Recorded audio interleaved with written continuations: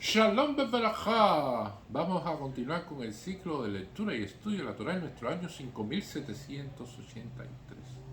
Tenemos para allá Ekef, la cual dice así: בחיי עת תשמעו אל במשפטים האלו שמעתם ועשיתם אותם ושמר השם אלוהיך לך אל ביתי בית החסד אשר נצבע לאבותיך. Esta será la recompensa cuando escuches estas leyes y las observen y las realicen. Guardará Shem tu Dios para ti el pacto y la benevolencia que prometió a tus padres. Y evidentemente, bueno, está claro, aquí aparece la recompensa que existirá si las personas escuchan las leyes de la Torá y la obedecen. Y evidentemente va a ocurrir lo contrario si las personas no cumplen con la Torá. Entonces Hashem no cuidará el pacto con ellos y la benevolencia que existió con respecto a lo que prometió a los padres desaparecerá. Y esto es una de las cuestiones importantes que están aquí y que habla de la consecuencia directa de las personas que siguen la Torá y lo que puede suceder si no sigue la Torá. Pero esto va un poco con una mayor complejidad cuando Rashi analiza este versículo. Porque Rashi habla de que hay mitzvot pequeñas, y no lea Ekef, sino como si fuera talón, las cuales se pisotean. Cuando se pisotean estas mitzvot pequeñas, entonces significará de que Hashem no va a guardar el pacto ni la benevolencia que prometió a tus padres. Y esto es un elemento interesante a tener en cuenta.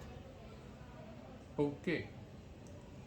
Porque existen mitzvot las cuales las personas creen que son grandes y hay mitzvot que las personas creen que son pequeñas.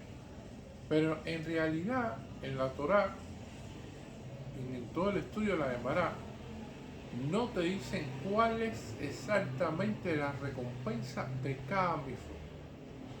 No está escrito, no hay un manual, no existe una tabla maestra, se pudiera decir, que te dice, bueno, si cumples con esto vas a tener esto, si cumples con aquello vas a tener lo otro.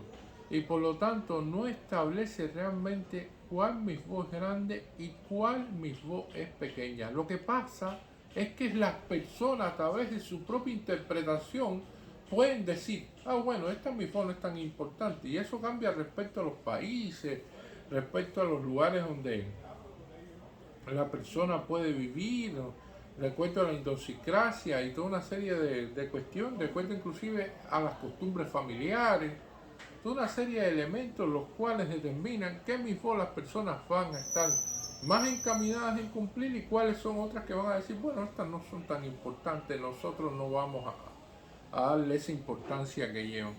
Y esto es uno de los elementos interesantes a tener en cuenta, de que todas las mitzvot son importantes, todas las mitzvot tienen peso. Y esto es lo que hace y lo que se da como resultado de que existan personas de que cumplan determinadas mitzvot, de que tengan un nivel alto de cumplimiento en mitzvot, pero sin embargo no le lleguen las bendiciones que ellos esperan. Dice, pero ¿por qué si yo me pongo talí todo el día y me pongo tefilín y entonces estoy haciendo esta mitzvah y aquella mitzvah y yo rezo y hago shaharim, mijá y marif y entonces estoy realizando determinadas mitzvah y yo hago masin tobin y hago esto y hago aquello, no me suceden estas bendiciones a mí? Dice, porque puede haber una mitzvah pequeña la cual tú no cumplas o no la cumplas como debes cumplirla. Y entonces, como siempre dicen nuestros queridos rabinos, lo más importante es uno hacer una introspección y pensar de que tú fallaste en algo, de que tú incurriste en algún error, de que hay algo que tienes que pulir, que tienes que mejorar, y ese algo personal es lo que te va a hacer llegar a la bendición que tú esperas, que pensar de que Hashem se equivocó y que entonces diga, no, mira, no es justo lo que me ha sucedido a mí. No, Hashem es perfectamente justo. Cada persona tiene lo que debe recibir. Y entonces esta es la cuestión fundamental que estamos viendo aquí. Lo que estamos viendo aquí es que la misvá como tal, que tú puedes creer que a lo mejor no sea importante, sea importantísima y sea la que defina una bendición o no. Y esto es una interesante cuestión a tener en cuenta. Y entonces vamos a ver que existen misvá que las personas desechan y que las personas muchas veces no le dan la importancia que tienen. Por ejemplo, la misvá de de no hablar lashon hará. La persona debe cuidarse de no hablar mal de no hablar mal de los demás. Debe intentar por todos los medios de tratar de eliminar el proceso de hablar, del chisme, de estar diciendo cosas sobre los demás indebidas. Y no llegaremos al punto que si lo que dice es verdad o si lo que dice no es verdad. Lo importante es no hablar. Tratar de ser en todo momento, en encaminarse en el camino de la misma, en el camino de la Torá, y tratar de hablar lo menos posible. Las personas deben hacer más y hablar menos. Y entonces, las personas a esta misma de no hablar lashon hará no le dan esa importancia. Las personas piensan, bueno, ¿qué vamos a hacer? Así sucedió a una persona que daba miles de dólares de donación para personas necesitadas. Llegaba y decía esa persona, bueno, el dinero, tanto los chismes, hay que contarlo. Y el dinero y los chismes se cuentan. Y bueno, sin darle importancia a la cuestión del lashon hará, hablaba lashon hará.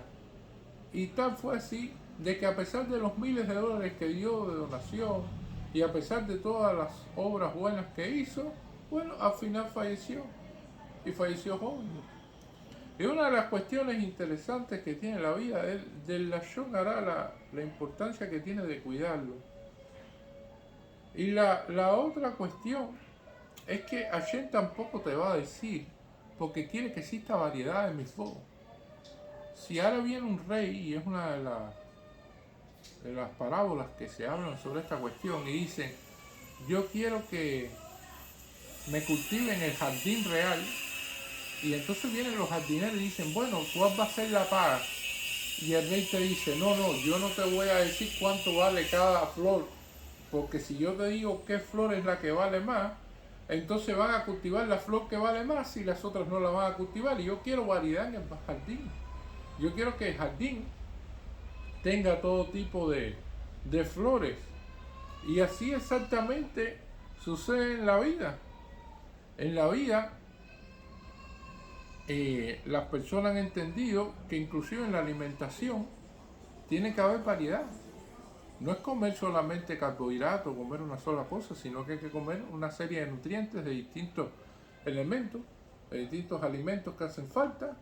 La otra cuestión que también existe con respecto a la SEDACA, que dicen, bueno, ¿qué es mejor? ¿Darle 1.000 pesos a una persona como SEDACA o darle 1 peso a 1.000 personas? Y entonces es mejor darle 1 peso a 1.000 personas, que haya diversidad, que exista variedad. Y en los países en el extranjero, en la bolsa de valores, todo el mundo dice, diversifícate en diferentes inversiones, no inviertas todos en las mismas acciones, en una sola compañía, sino que tenga acciones de diferentes compañías. Y todo esto existe. Pero sin embargo, hay algunas misvot que son especiales, se pudieran decir, y que tienen una importancia. Y una de estas misvah es precisamente la misvah de Talmud Torah, estudiar la Torah. Porque si estudias la Torah, entonces vas a conocer todas las misvot y vas a poder cumplir con todas las misvot. Por lo tanto, es una misvah que abarca, se pudiera decir, otras misvot también y que tiene una importancia muy grande. Y otra de estas misvot también es el tzitzit, porque el tzitzit, evidentemente, nos recuerda los 613 preceptos. El Sisi tiene la importancia precisamente de recordarnos los 613 preceptos. Y debido a eso, nosotros vemos que esta misvá es una misvá importante. Y entonces así nos dice la Gemara, dice, ¿quién es más importante? ¿Aquel que envía a una persona a estudiar Torah o aquel que la envía? Si una persona llega a estudiar Torah porque otra persona lo envió, el que lo envió tiene más mérito que el propio que estudió, porque precisamente le transmitió ese impulso por estudiar la Torah. Y aquí va a aparecer exactamente la palabra mishpatim, cuando se habla Bejaya eketishmeu eta mishpatim, y la mishpatim va a establecer como leyes, pero mishpatim podría haber dicho dinim, o podría haber dicho hukim, o podría haber dicho misbot, pero dice mishpatim, que son leyes las cuales tienen juicio.